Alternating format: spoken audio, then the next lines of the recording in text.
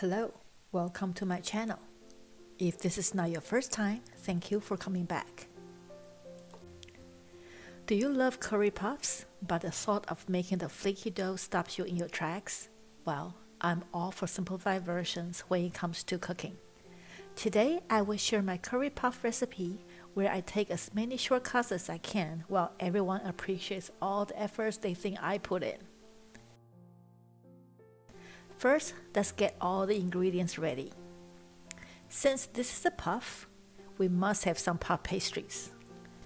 I normally use Pepperidge Farm ones, but for some reason, I cannot find it in any of the grocery stores around me, so I use the only one I can find.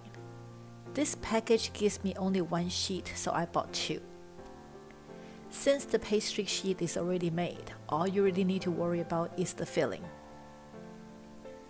For the filling, you will need about 1 pound of ground beef or protein of your choice, half of an onion chopped, 1 cup of the carrot and pea mix so it looks prettier, some curry powder of your choice.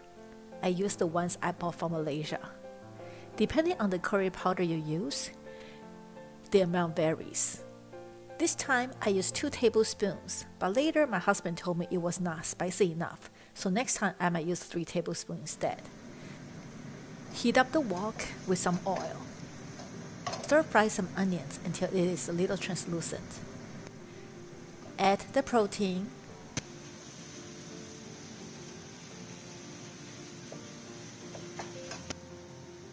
I use about a tablespoon of whiskey because I like to stir fry my meat with liquor, and whiskey or brandy are my top choices, but it is up to you.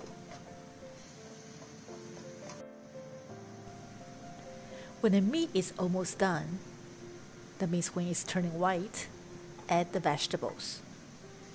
If you don't find a mix of only carrots and peas, it is up to you if you want to use any other substitute.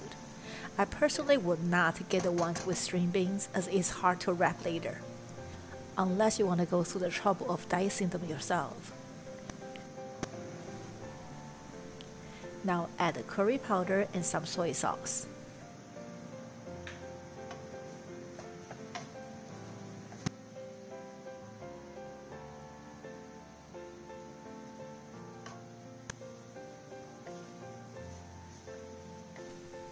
Do a quick taste test to make sure you don't need any other seasoning.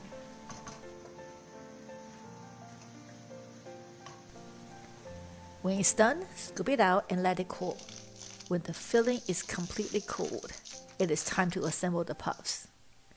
Make sure the puff pastry sheets are thawed enough, as we need to cut and roll them. I like to make my puff into triangles for easy handling. You can make them into squares or any other shape of your choice. Now, this brand of pastry sheet seems a bit larger, so I cut them into 12 squares. For the Pepperidge Farm ones, I believe I cut them into 9 squares in the past. I don't want my puff to be too thick, so I rolled out each square a bit to make it thinner. You decide how you want your puff. Brush the roll square with some beaten egg, put in enough filling and fold the sides over.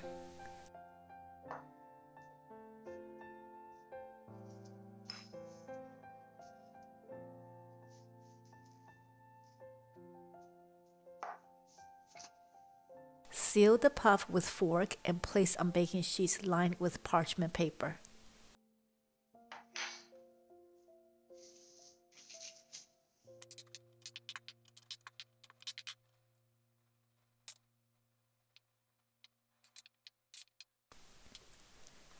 Since the filling is already cooked, we just need to follow the instruction of the puff pastry sheet to bake the puff.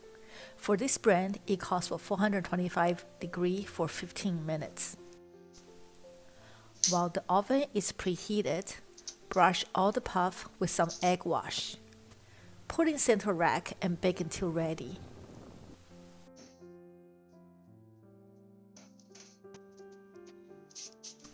Look how pretty they are.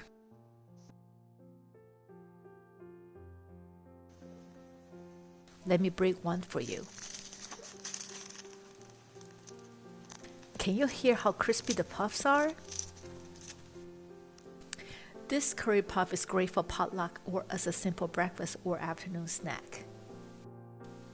Thank you for watching. I hope you like this simple recipe and see you in my kitchen again.